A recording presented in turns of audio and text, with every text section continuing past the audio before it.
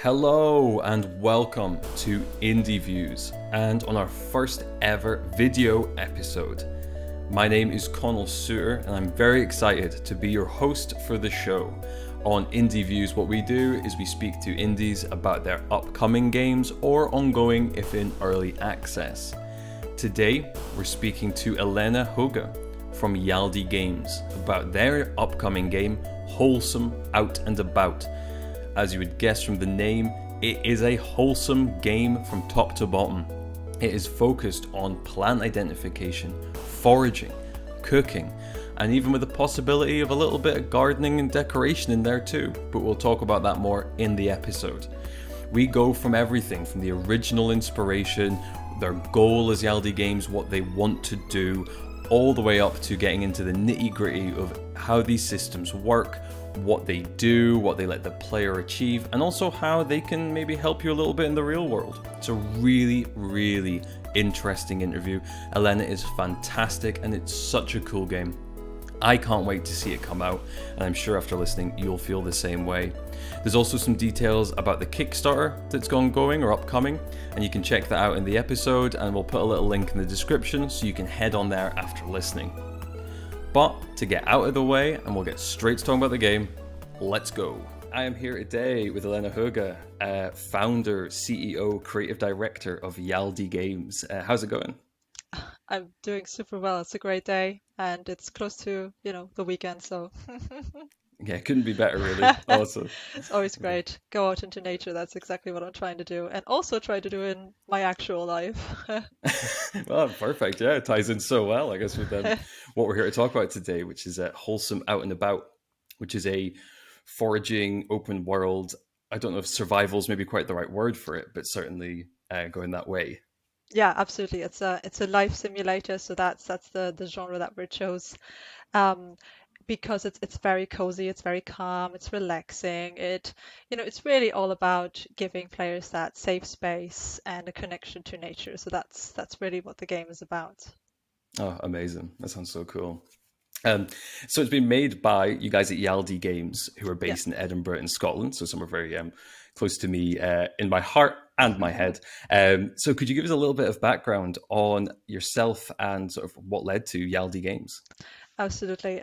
So it was always my personal dream to found a game studio ever since I was in school.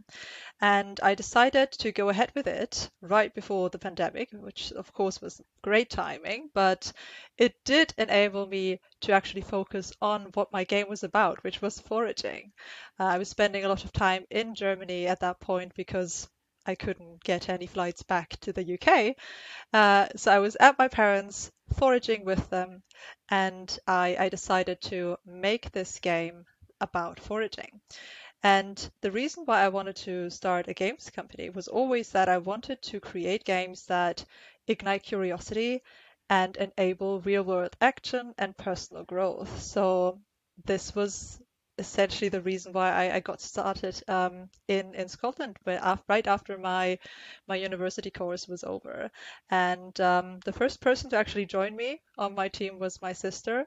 So she just finished her diploma in game art and came on board. And her best friend as well. So that was was a really fun team of three that we had in, that first the first year kind of. And then we got our trustworthy programmer on board, and from then onwards, we just got lots more people involved, a lot of them contractors, but altogether we have currently like 12 people working on the game. And yeah, it's been a great journey.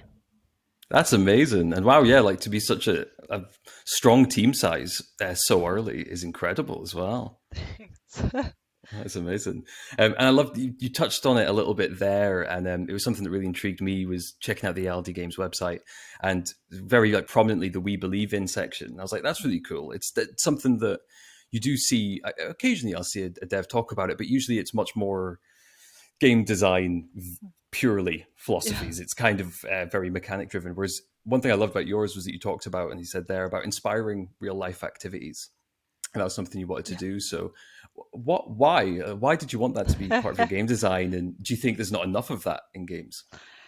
Yeah, I think, it was something that I realized over the course of many years, ever since I actually made the decision to want to start a company when I was still in school.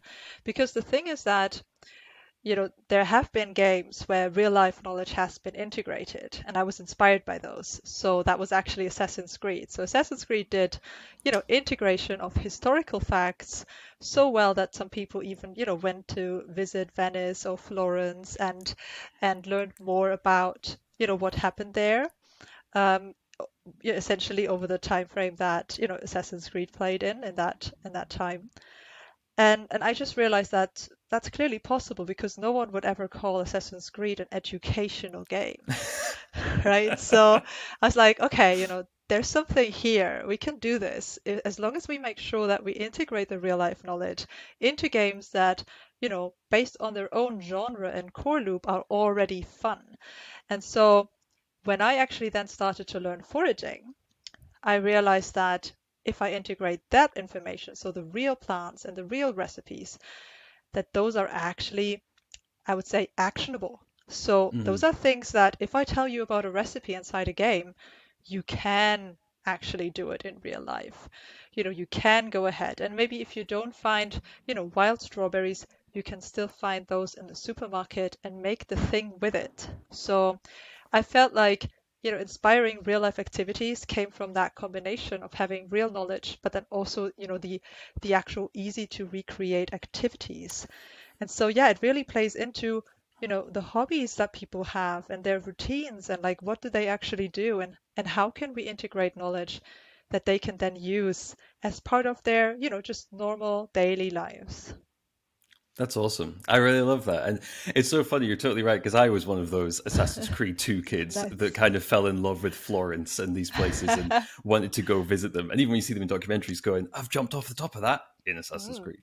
yeah. Um, and Same. yeah, I love the extra step though that you've taken because I totally agree about like, my family are big history nerds. And so Mm, a lot of games appeal to us where my brother will know a lot about it or you learn more by playing it, but it's very ephemeral. It's like you kind of gain knowledge or an understanding of something, but it's not something you can do, like you're saying, with actionable yeah.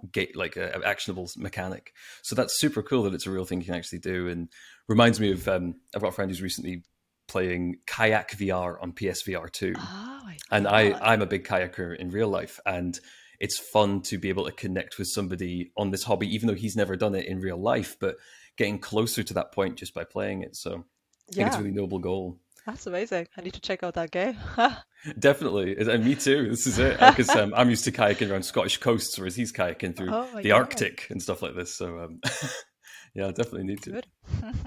Um, and that's awesome. So I totally like all that's such a good background, I guess, for why I wanted to make Wholesome. And but why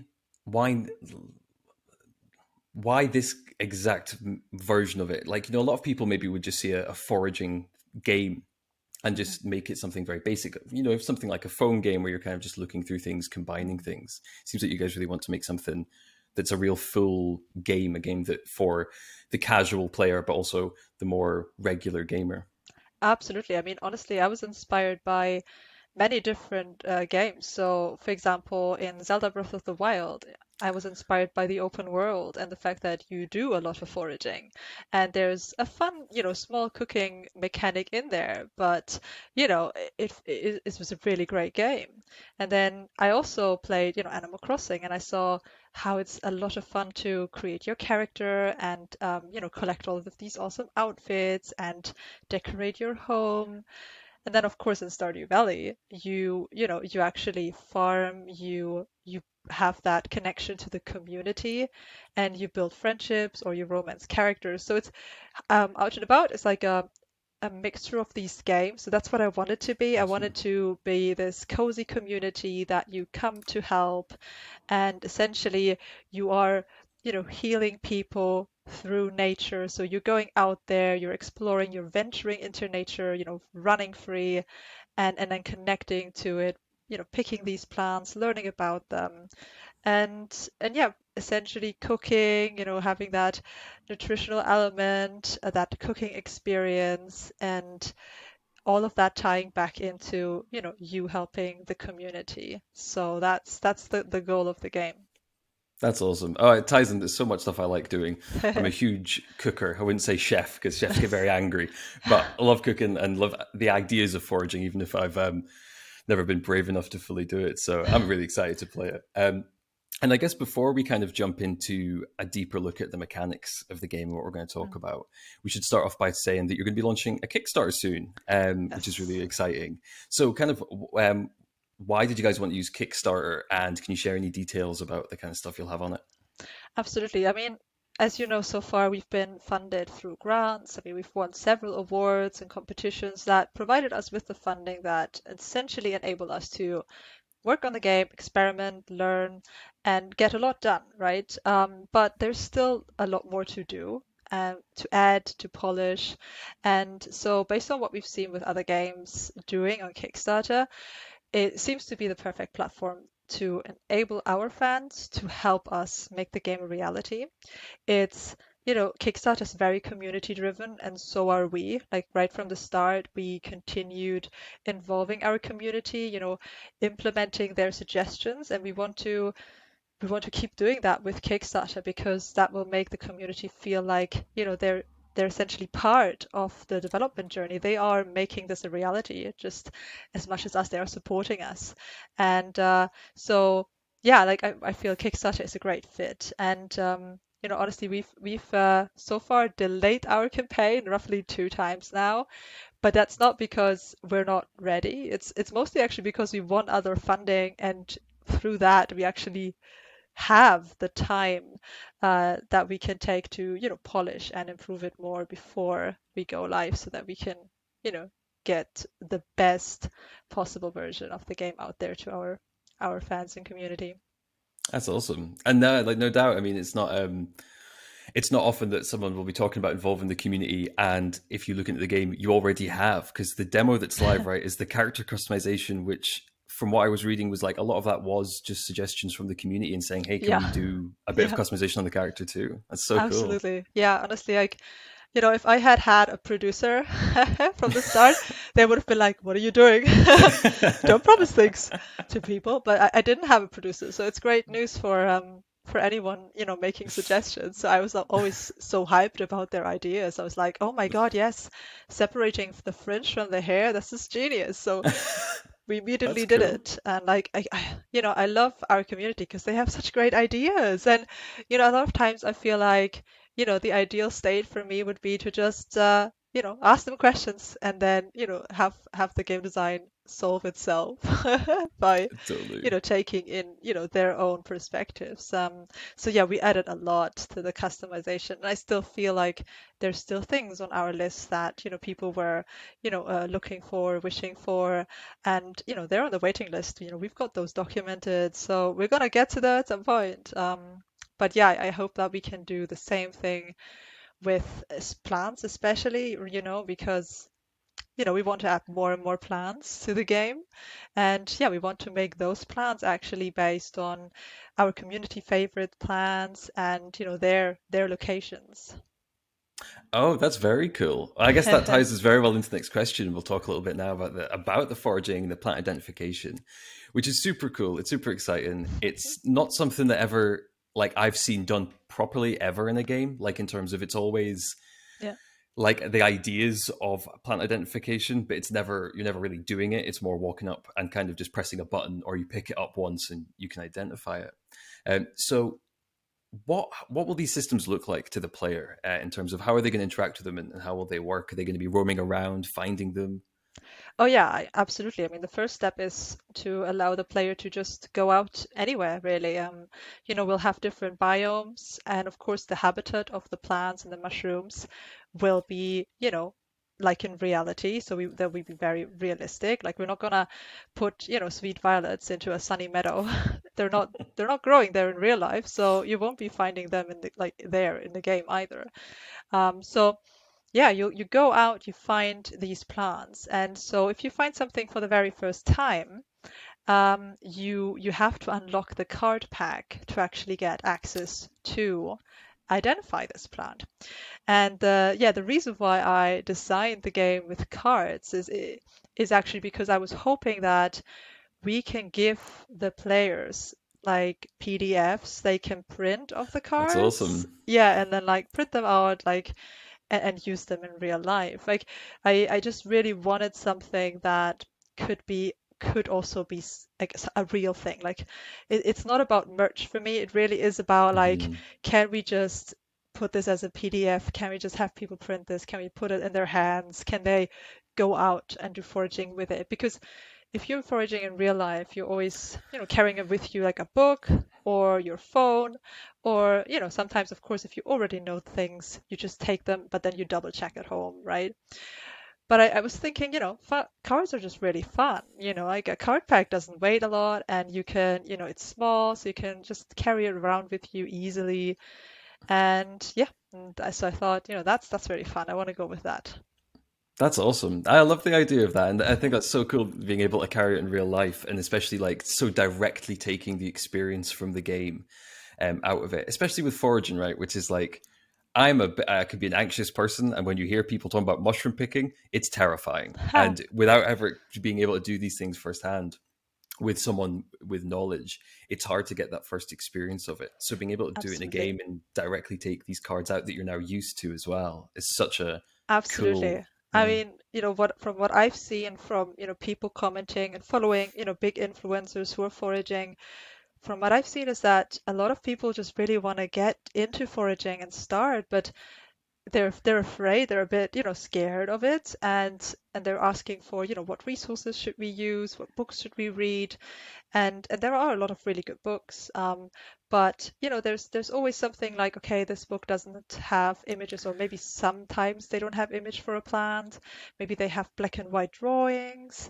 And I mean, yeah, it's I think especially the fact that some like books should also highlight the poisonous lookalikes. Like for example, there's a great book which is like free food, like free wild food essentially, and uh, it shows all the edible versions, and it does, tell you about if like the name of maybe a poisonous lookalike. But Mhm. I think it's really important that we see these things, like, we see how similar things can look, and the 3D models work great with that, honestly. I think it'll be really fun to at some point in the future integrate our 3D models into our, companion website. So yeah, when you unlock That's like awesome. a plant in the game, you can then, access it through our companion website, which is going to be accessed through a QR code inside the game. So essentially, you scan it with your phone, you can get all the plants that you unlocked on that website, and then ideally you have that 3D model that you can just,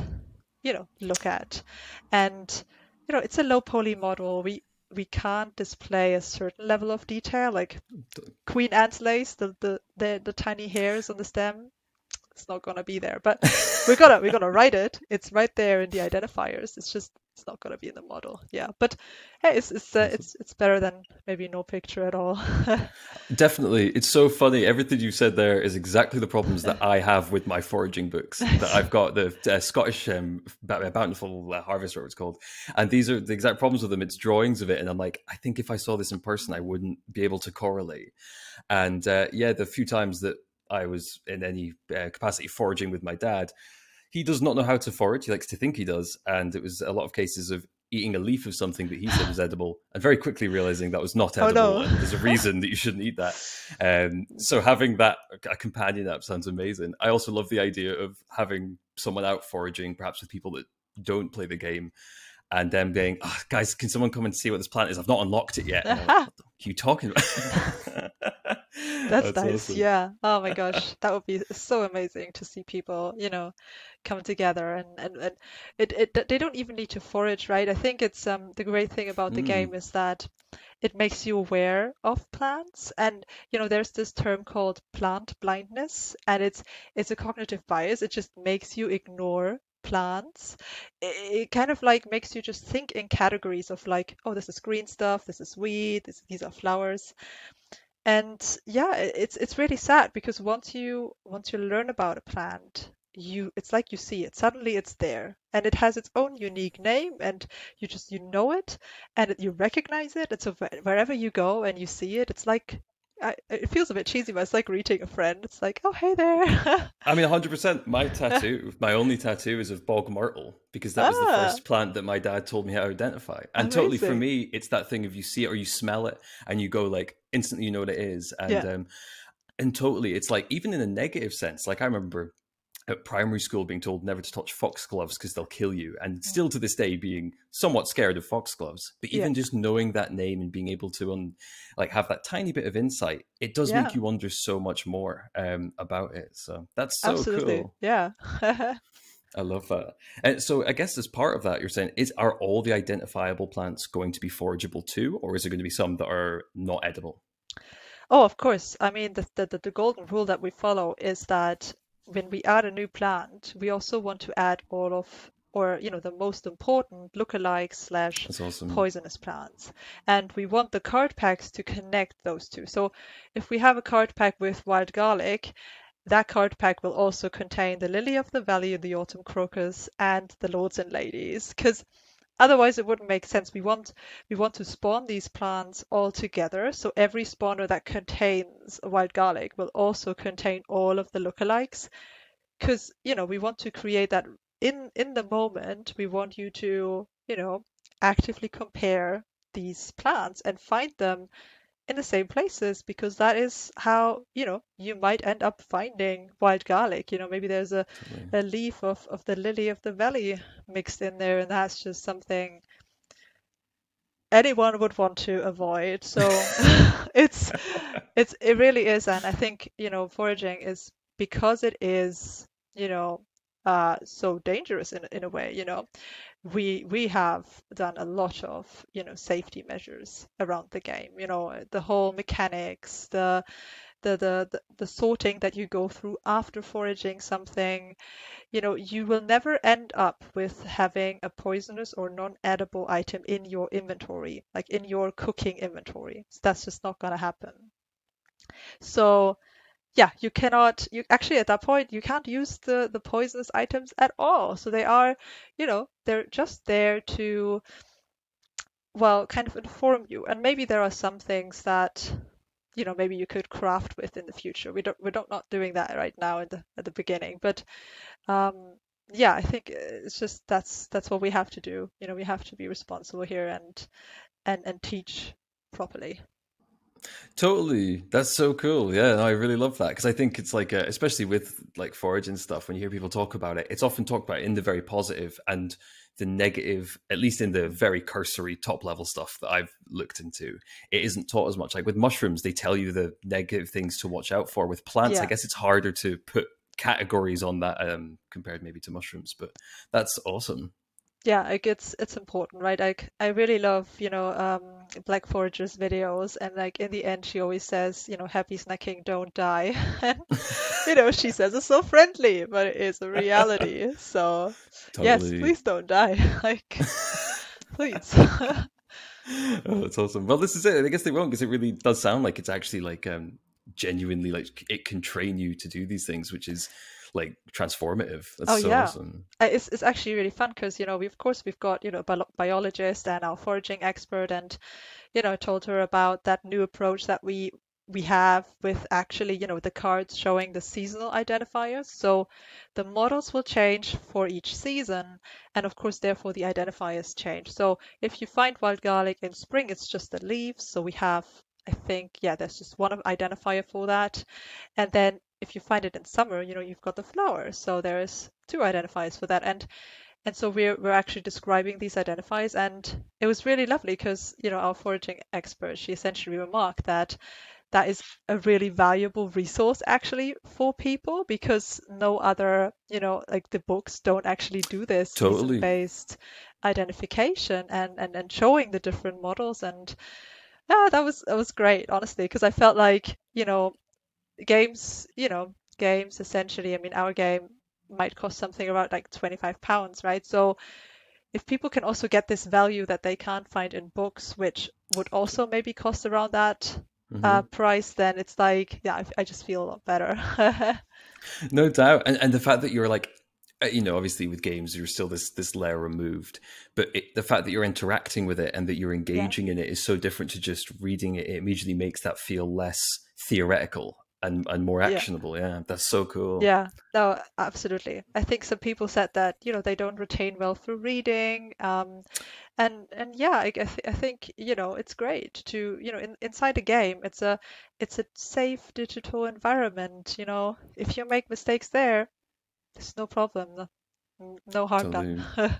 No, that's amazing. Oh, it's so cool. I really like all the ideas are so interesting and like it just feels like it is that extra step that it's like as we're saying with like a lot of games that can teach you something but Mhm. not actionably. Mm. And it's a shame because games are such an amazing platform for it. Yeah. So I love that you guys are really taking that. That's so cool. And then you kind of already mentioned it when you were saying about maybe adding fans, suggestions of plants and stuff like that. But are the plants you're adding geographically based? And you've said biomes, but it's not. Are you restricting it to a setting of a real country or region or anything like that? So yeah, what I often say to that is temperate zone. So essentially, it's Europe and North America. It's the most common plants in that region because, well, we're all situated in, UK and my sister in Germany, so we all, we know that content. We've got experts who have, written that content, and then a lot of those plants are also, available in North America. There are sometimes, different species. So, for example, with the blueberries, we're actually adding the European wild blueberry and the American wild blueberry.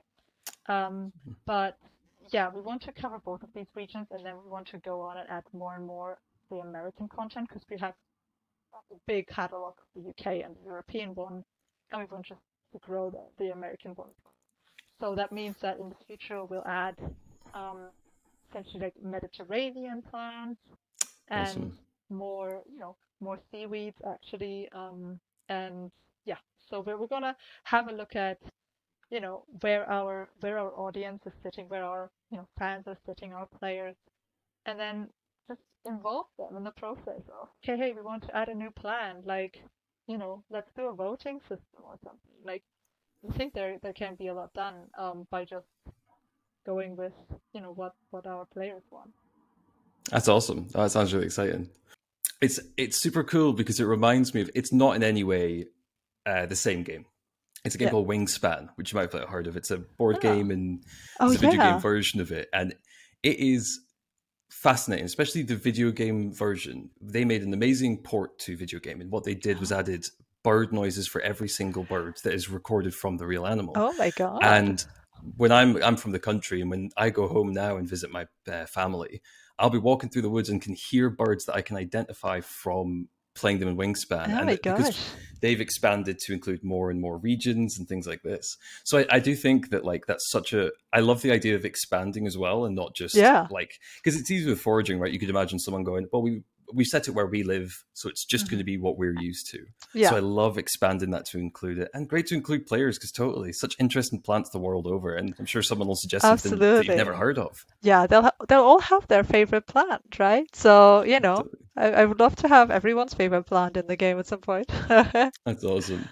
Well, yeah, my vote is for bog myrtle to be put in Mm. there. Not Oh no, the I coolest write that name, down. but Yeah. yeah, awesome. Um, and then I guess to like, yeah, talk about the foraging mechanics. 'Cause one of the things Mhm. that we've kind of not touched on yet, we've touched on how it teaches real life skills and things like this, but actually real life concepts as well, and some stuff that I had never heard of before reading into the game. Which it maybe says more about how little I know about foraging, despite reading some books on it. But is you've talked a bit about is the honorable harvest, and then in the game having this thing called the nature harmony system that ties Yeah. into that. Yeah. So I guess to start us off, could you tell us a little bit about what the honorable harvest means, and then how that influences this nature harmony system? Absolutely. So there's a book called Braiding Sweetgrass from Robin Wall Kimmerer, and so she's talking about the honorable harvest. And for me, the most important thing that stood out, and the things that I felt, okay, I need to integrate this, were that you should only take what you need and to take only what's given. Never take more than half and leave some for others, and then harvest in a way that like minimizes harm, essentially. So the honorable harvest is to, yeah, respect nature and to, be sustainable in your interactions with nature. So how I translated that concept into the game is by calling it the nature harmony system. And the idea is that every spawner essentially that spawns plants and mushrooms keeps track of the quantity that they spawned that day, and actually then tracks that back to and compares it to what the player has picked, because we want to make the players aware that you know the honorable harvest means that you should not take more than half of the available things. So that actually means that at some point we are going to show the player and tell them that you've reached that point, so you should stop harvesting this spot. And yeah, I think I personally love this system because I can see it from myself playing games. Life simulators are just so resource driven, right? Like we are just so used to chopping down those trees and like exploiting all the natural resources, just getting it all. And it's actually like an exhaustive process. Like it's exhausting as a person, as a gamer as well. Like, it's because it exists that we feel like we need to do it because we need to maximize our profits and maximize everything. And I just feel like it's actually a really nice thing because the nature harmony system will relieve the player from having that, compulsive behavior of just having to do it because the profits, and then makes them, feel good about actually leaving something, about taking less. And also, of course, the system is designed to reward the player in that way. So if you take less and your nature harmony level gets to a certain point within that region, more things will appear. So, you just more things will grow, which means that harvesting 50% of that is still more than what you've harvested before. And so it's actually more rewarding to take less. Yeah. That's awesome. I love it so much. It really it ties into multiple levels of game design from Yeah. some things I've seen in the past. One of the things I really love about it is I always feel like playing survival games, particularly ones where, as you say, you're chopping down trees. I always feel like Isengard from Lord of the Rings, Oh, when yes. they Oh my start God. chopping and you look out from your base and you're just this desolate land around you. Yeah, it's so sad. It Like, totally. I don't want to chop down trees. I just, if I have to, just place some dead trees somewhere and I'll take my wood. Totally. And I find it really interesting as well because it reminded me of a really interesting story from 1997, which was in the game Ultima Online. Oh, There's a video on YouTube about this on a series called War Stories by Ars Technica, and they go talk to devs about their old games. And the Richard Garriott, who huge games industry legend, was making Ultima Online, and in that game, it was their first MMO in the series. That game had a full ecology system that worked for like rabbits ate the grass, the wolves ate the rabbits, nice. and it had this full that would keep it alive and would keep the world going. Within 2 days, the entire world was overrun with grass because players killed everything. Oh no. They literally could not spawn animals fast enough to stop the players wiping them out. And they just had to remove the whole system from the game. But I thought it was such an interesting comparison because it is that of but these players had no reason not to kill everything. They were there for loot. So they were like, well, I'm an XP, so I'll kill everything I see. Yeah. But if they'd had something like the honorable harvest concept, and rewarding players for leaving stuff alive, it would have had such an impact, I think, on that. Absolutely. I think in the future, I hope that more life sims will work with these kind of systems, just because it's more relaxing for players, actually. I mean, in my opinion, honestly, everyone's different. Totally, but it's more realistic as well. In the endless strive of games to be more like real life, part of any thing set in a real life world needs to have that nature has an ecosystem and has an ecology that matters. And it is kind of interesting how few games do it, really. I mean, the most you get is like trees spawning more trees near them, and that you kind of, I guess, are rewarded for not cutting down everything in one space. But it's not quite enough. It's much more like a personal, just like, oh, so you don't have to run as far to get the next tree, as opposed to protecting the trees. Yeah, no, absolutely. I think so too. Yeah, I think, the way that sustainability is growing in importance. I think, we shouldn't like focus on unsustainable game designs like or mechanics anymore. I think Totally. we should encourage that behavior because in the end, yeah, maybe there is a way that it impacts the how people think in real life as well. Like there's no Totally. research, but I mean, I'm kind of hoping that yeah, if you highlight responsibility like sustainability inside games, that it is a teaching opportunity for Totally. kids mostly. But yeah, But I think no, I think you're absolutely right, and this is it. Like maybe there's no studies on this specific thing, but I think that especially in games because games are entertainment that like by seeing something within entertainment it sticks in a way that like just learning it doesn't. Like I even think something that isn't meant to directly do it but is like how much more prevalent accessibility is in games, and even just now that when you start a new game you'll see that menu quite quickly and it'll give you yeah, these options for different things, and the amount of people who I've spoken to over the last few years who had never thought of any of these aspects at all, and not just in games but in everyday life, and now they're like, wow, yeah, if you need like menus read out for you, god, that must be so annoying. How do you go to the shop? How do you go to get food? And so I think it does, I think it really can inform outside of the game as well in a way that you almost don't question because you're having fun, so you're just like, oh, this is just a fun thing, and then comes up later. yeah. That's so cool. um and then, yeah, I guess so. That brings us on to talking about cooking, which is I love the sound of because in my foraging book, there's a lot of recipes for things because it's from the Scottish harvest, Yeah. so it's Oh. kind of ancient recipes and things like this. And I'd love to make them, but again, it's that kind of daunting thing, being that one step removed. Just reading it in a book, you're not sure. So the idea of doing it in a game sounds really exciting. And similarly to the plants, we said there'd be kind of 90 unique species to start with. I think you'd said there's 100 recipes, Yeah. or at least planned for the full Oh yeah, game. So absolutely. I mean, I think our current data table holds like 150. amazing. Awesome. But yeah, it's just because with every plant you can make like 5 or 7 recipes often. There's so many interesting things that I've also made and experienced myself. Like, for example, when I started with foraging, I came across spruce tips. So, the young buds growing on Amazing. spruce trees.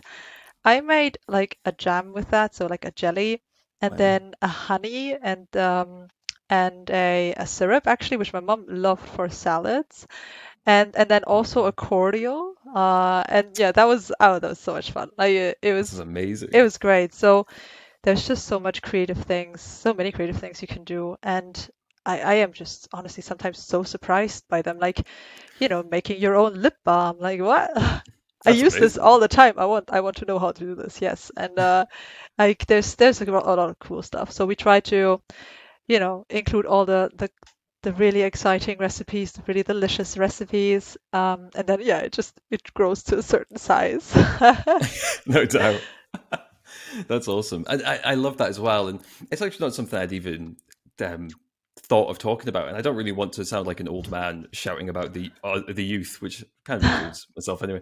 But is like my girlfriend at the moment has started making her own pigments with eggshells, and Oh, my mum is like always done lots of like slow gin and stuff like this. yeah. And I do feel that people just don't do them now. Like people who are in their Mm. 30s used to do that, whereas now it feels like something that the only people I know who really kind of do things like slow gin and elderflower cordial just on regularly are Yeah. people of a slightly older generation.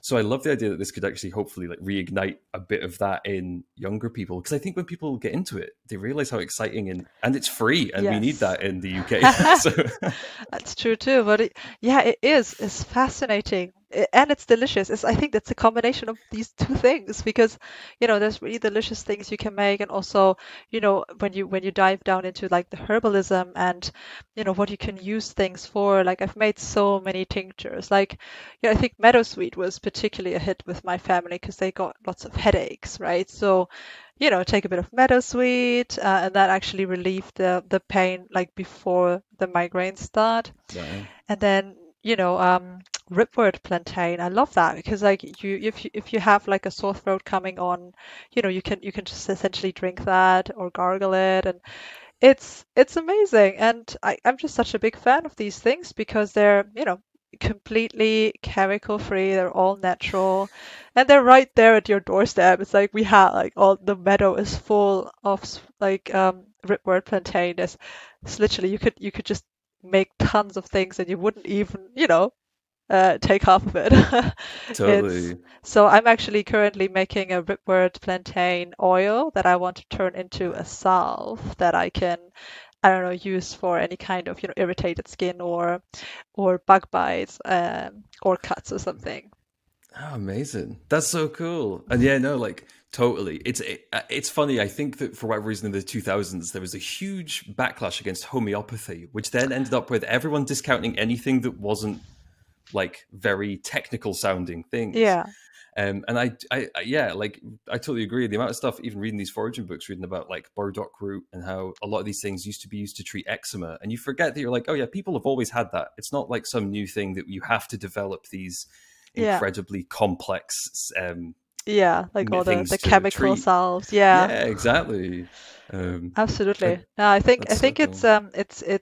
gaining in popularity again as well. So I'm reading a book that's called Body in Balance, and I think there's more of that like happening now, and there's this Mhm. interest awakening, and I think it has to do just also with how the pandemic connected people to nature, and So true. yeah, I feel like this is the right time. The game will be a great tool for people to learn about these things while actually just playing a game, so just sitting at home.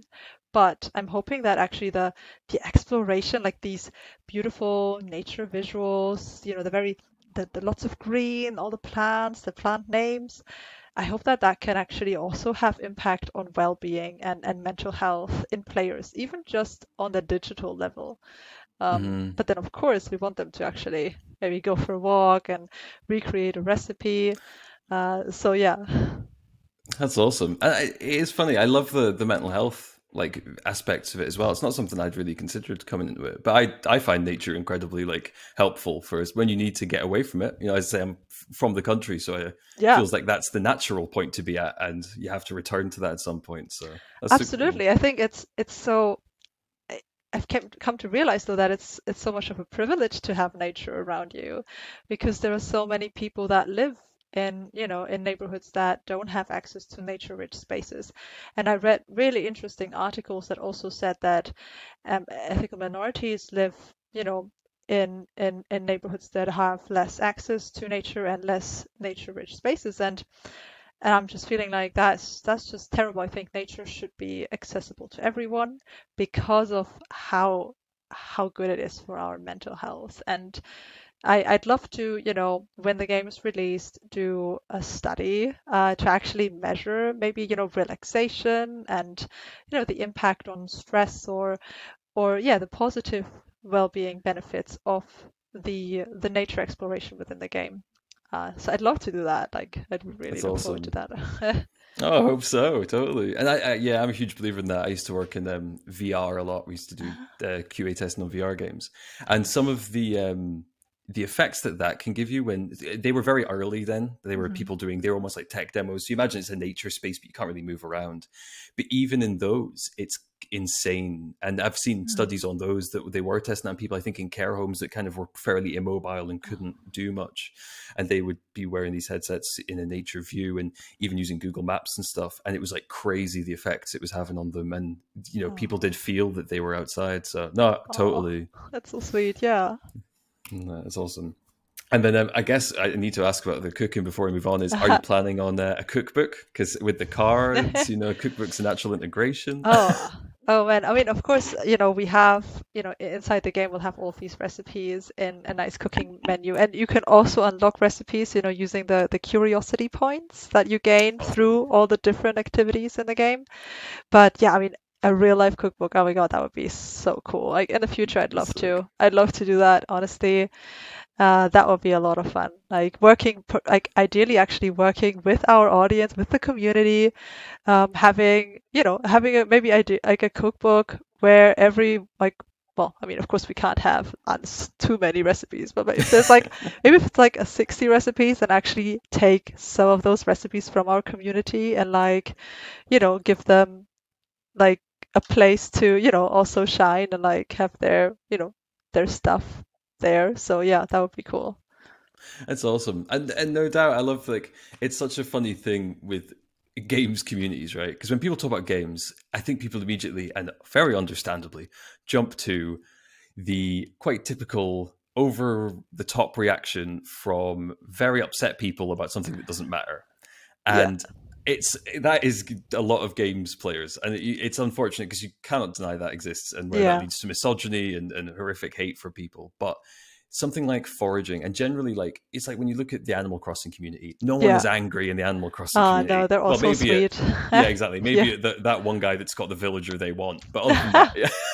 But I imagine with foraging as well that like naturally the people that are attracted to this game are people that are they fit so well in that community because they're interested in nature, they're interested in the aspects the game does, that it's a wonderful community to cultivate, I imagine, no pun intended. Absolutely, absolutely. They are so sweet. Like we have, like over 1,000 members now on our Discord, and Amazing. they all use the introduction channel, and it's so lovely to read through that. There's so many like, full of interesting people, and so sweet, and yes, calm, and patient, and just really invested. And like in general with foraging and with cooking as well, the concept of sharing your knowledge, sharing your recipes, sharing your crafts, and anything else really is, it's such a, well, yeah, it's such a wholesome process. Like it's just people coming together, sharing what they love, and that's what I want the game to be. Honestly, it's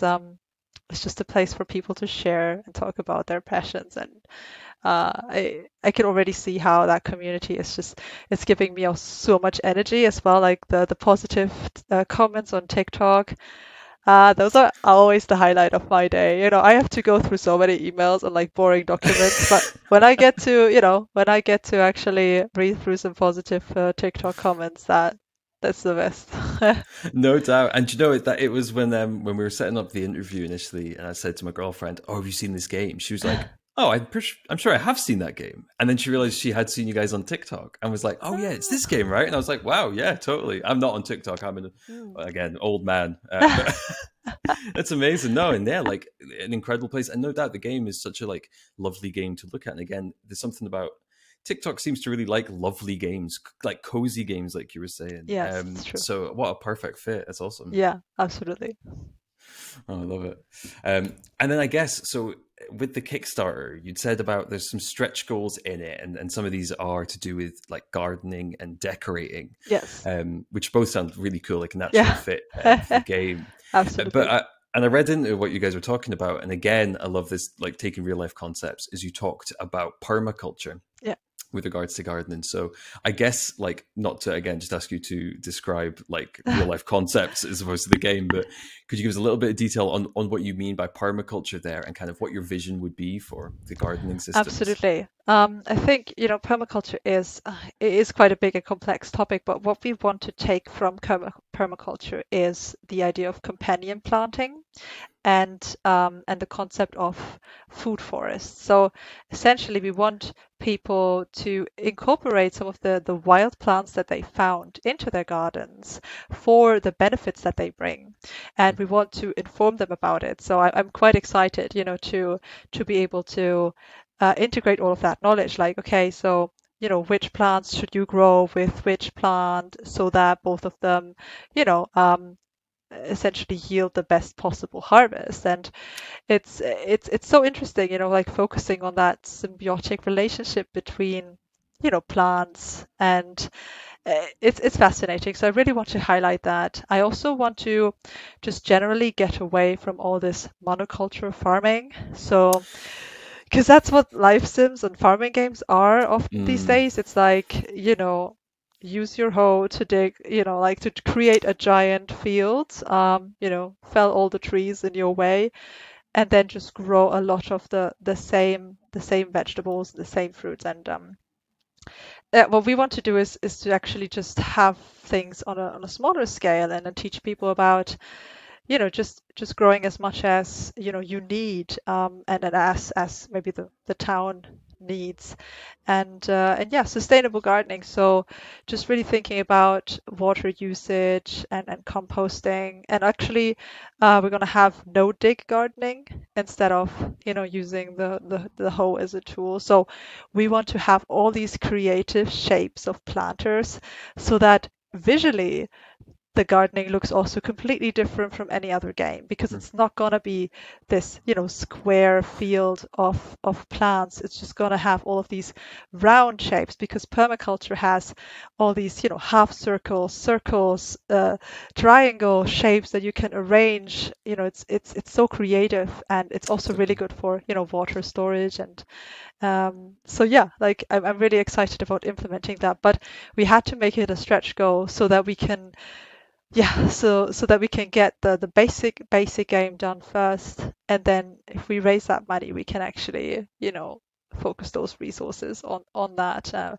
We've so far prototyped it, so we know roughly what we want, but there's a lot more work to be done. So that's Oh, no doubt. Oh, yeah. that's cool. Well, my fingers are crossed against that stretch goal because Thanks. that's super cool. And again, it is that thing where it's like a lot of the stuff you've said, and I think that's a really good example of it. Is it's kind of like it makes you like you almost like tilt your head, going, "Oh yeah, like why does no survival game make you consider that?" Like they, even some games that are considered really harsh or hard games, and it's Yeah. like when you get down to it, the farming of it is incredibly simplistic and doesn't take in any considerations of real life farming or cultivation at all. So that's really cool. Yeah, I no, love I, that. I was just so passionate about all of these kinds of knowledge. I mean, I'm sometimes browsing TikTok, and I see a new video about permaculture, like a new, like, the different kinds of maybe structures that you could build. And I just get so excited. I'm always writing these things down too quickly. Now I have a producer though, so she's telling me to put it on the suggestions board. So I'm like, okay. It's just like the producer's role is just like slow Yeah. everything down 10%. Yeah. No, it's the babysitting. Yeah, It's 'cause like making totally. sure I'm not, completely overworking anymore, just No adding too doubt. many things. Ah, Yeah, oh, that's awesome. But I guess I guess it's the double-edged sword of being truly passionate about the yeah, thing you're making. Is that like, yeah, you yeah. always have more good ideas. Oh That's yeah. awesome. And then I guess just briefly a chat about the decoration mechanics Mm. as well. So what do you kind of see them as being? Is that going to be decorating your house and things like that? Absolutely, house and garden. Like I Awesome. love garden furniture. That's amazing. Like, you know, I the decorating in games is already, so well done that we're not gonna have to innovate much on it. But what I feel like is things, special things that we want to add is just more of that sustainability again. So, we want there to be, secondhand furniture. So maybe, you can get a furniture piece from a person in town, or find it on the curbside and then use it, Awesome. or bring it to, your local craftsman and upcycle it. And I'm so passionate about upcycling. Like, there are That's so many awesome. cool things that I've seen on TikTok, people turning, old drawers into coffee table or shelves. And I, Totally. I think it's so fascinating. So I'd actually love to integrate those. And then also have something like a cute little flea market, right? So it is Awesome. really all about that cozy element, and the feeling of, making yourself at home, but then also, actually being inspired by all these real things, like the real upcycling potentials and Totally. possibilities. So That's awesome. No, I really love that. I love the idea that it's like you're making it a home, but it sounds like it's yeah. doing it in more than just the decoration, and that like you're kind of, if you want to take a definition of home being some kind of like comfort, but also like an understanding of your environment, is that like you're kind of creating home and making it feel less alien, like you're saying about like earlier on. Is second you know a plant, you then like are closer to it, and you're going to be closer to nature generally. So it's almost like making nature your home in this cool way. Oh, that's philosophic. Absolutely. Love Oh, it. thank you. Yeah, it's late in the episode. It's all starts coming out now. But no, it sounds super cool. I really love like every aspect of it. I like, yeah, it's funny. It's easy for me to then look at it and go, oh, what a Scottish experience. I think it's more that from the country where we Yeah. had a shed full of old bits and bobs of things that Ooh. then get turned into other things Right? My dad was a Yeah. huge gardener and an ecologist, and built totem poles for the kids out of like old railway sleepers, and the whole garden was built of railway sleepers and stuff like this. So totally like enjoy every aspect of what you've talked about, and definitely Yeah. will be It's just more, yeah, it's more unique, If you find, I don't know, definitely this old bathtub somewhere, you can make a beautiful like flower planters with a bathtub. It looks amazing. I've seen so many great uh, things. I mean, I feel like all of these gardening magazines are full of inspiration. So I'd love to, integrate these kind of ideas as much as possible in the future. it's awesome. Oh, I hope so. I'm excited to see it. Um, and I guess for the last question, at least last planned question, which takes us a little bit away from the game, but it's just a bit of a question for myself because it's something that I find really interesting. Is um, we should have mentioned, sorry, I realized Yaldi is a Scottish word. If anyone Yes. listening doesn't know what Yaldi means, it's like something, you shout it when you're excited. Um, it's funny. I realized that as it coming in, that I was like, oh, people will wonder what Yaldi means. Is this one of these indies that picks a word that doesn't mean anything? But no, of course. Um, but yeah, so you're based in Edinburgh, and it's really exciting. I mean, I was super excited to see you guys were building this game in particular in Edinburgh. I thought it was awesome. And the Scottish game scene, for those outside of it, is kind of a weird game scene. It has um, a fair amount of indies on the East Coast, very little on the West Coast. We've got only a couple of devs in Glasgow at all. Yeah. And then obviously everyone under the giant shadow of Rockstar North in Edinburgh. Yeah. Um, so what I guess, I know that you started Yaldi Games because you'd studied there at University of Edinburgh. But what is it like being an indie in Edinburgh in the Scottish game scene? And then I guess at the moment as well in the wider UK economy, and kind of how that's all affected Yaldi? Well, I guess it's not really, considering that we started in the pandemic, like Totally. no one was able to go anywhere. So the that was kind of a problem. I feel like, the Dundee scene in Scotland is so strong. Like they have so many studios. It's all full. It's like Yeah. it's beaming. It's amazing. I've gone there for a few events and I'm quite envious, honestly. Like people are already trying to convince me to Dundee. I love Edinburgh though. Let me It's convince you to Glasgow. Let me throw in the third option. Glasgow is very close to like, well, the like nature in the Highlands. Like Yeah, and the love Southwest. it. Yeah, oh, absolutely love it. I am, I looked at the map recently. I was like, maybe. Um, yeah, no, but it's great. I think Scotland and the UK both, they have a great ecosystem for startups. Um, because of because our game is so impactful, and then I can pitch it as in so many different ways. We got a lot of funding from sources that aren't like the UK Games Fund, because for other game studios, the UK Games Fund is essentially it. Like Totally. that's it. Like there's no other fund. So I would say that the general, games scene, I think it's full of, amazing studios, super creative, always new indies, popping up everywhere.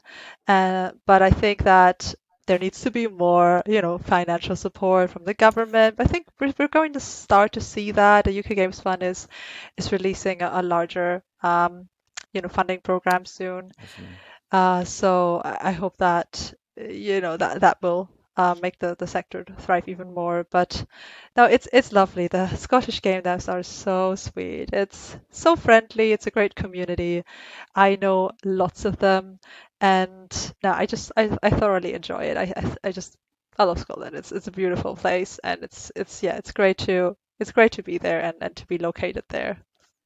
That's awesome. I know that's so lovely to hear. And like this is it. Like, I think it's exciting. Like, and thank you for making this game in Scotland, because I think I wish there was more indies. As much as we have them, I think it's just more and more, right? And yeah, I went to university in Abertay, Dundee, so Oh yeah. I went from being in the middle of games to then outside of games in the place where there isn't very much. So Yeah, totally get the Dundee focus. But yeah, this is it. No, I think good on you for resisting the pull to Dundee, because we should spread it out a bit more. You know, there's Yeah, people all over that want to work in games, so I why think not? it'll happen, right? I mean, I heard that office Totally, space in Dundee is hard to get, so maybe they'll move somewhere else. So we'll just need to be, part of that whole tech scalar, movement from totally. Codebase, and then we could just, found our own little community.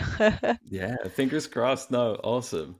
Um, Perfect. Well, that's so great to hear. And thank you so much for taking the time to speak to us today, Elena. No, thanks so much. It's always so great, and like to have these opportunities to speak about, well, yeah, the game and the mission and everything, and like for you to care so deeply about it is really lovely. Oh well, no, definitely. Honestly, it's super exciting. Like, and it ticks. I mean, obviously, for me, it ticks a lot of boxes. But I think the fact that it does go this extra step, like, I think is like a huge appeal that appeals to people outside of games. I think, like, I could definitely see my dad enjoying it, and he has never played a game other than Spider Solitaire in his entire life.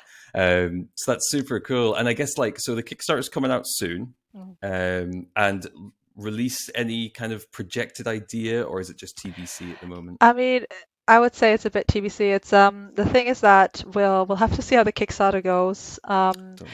What might be something that we need to do is to push it to spring next year, because we really want to make sure that we polish the game properly. And because of that, because of us having to bootstrap for so long, we just had to, hire people part-time, and things have been slower because of that. So I'm really Totally. hoping the Kickstarter can help us change that, but also, other funding, like alongside that, and then we can, like hire lots of people and get things done faster. Yeah. Awesome. Oh well, that's amazing. And I'll be keeping out on the Kickstarter. I'll definitely be supporting it. And yeah, anyone listening, the link to the Kickstarter will be in the description of the episode. It'll be on our social posts, so keep an eye out for those if you need a hand finding it. But I'm sure if you just Google Kickstarter Wholesome Out and About, you'll also have a good chance of finding it. Awesome. Well, thank you so much, Elena. Thank you so much for coming on. Thanks. Thank you. And that was our interview with Elena Höge from Yaldi Games. A huge thank you to Elena for joining us. It was massively appreciated for her to come on the show, for her time, both away from the game and just personally. Hugely appreciated. I can't wait to play the game. If you're the same, as I'm sure you are after listening to it, you need to head on over to the Steam page, give it a wishlist, give it a follow, head on over to the Kickstarter right after that, give it a backing. I know I will be. I can't wait to see this game come out. I want it to hit those stretch goals because I want to do some gardening. It sounds great. The game looks amazing. It sounds amazing. I really cannot wait to see more of it. And as I say, I'm sure you'll feel the same way too. Thank you so much for listening in to IndieViews and on our first video episode. Hello YouTube viewers, I hope you enjoyed it and I hope you come back for future ones. If you did, hey, maybe head on over to the Spotify, listen to some of the old ones. We've got some fantastic games interviewed on there and I love every single one of them, so I really would recommend checking every episode out. But again, thanks for listening in and I hope to see you next time on IndieViews.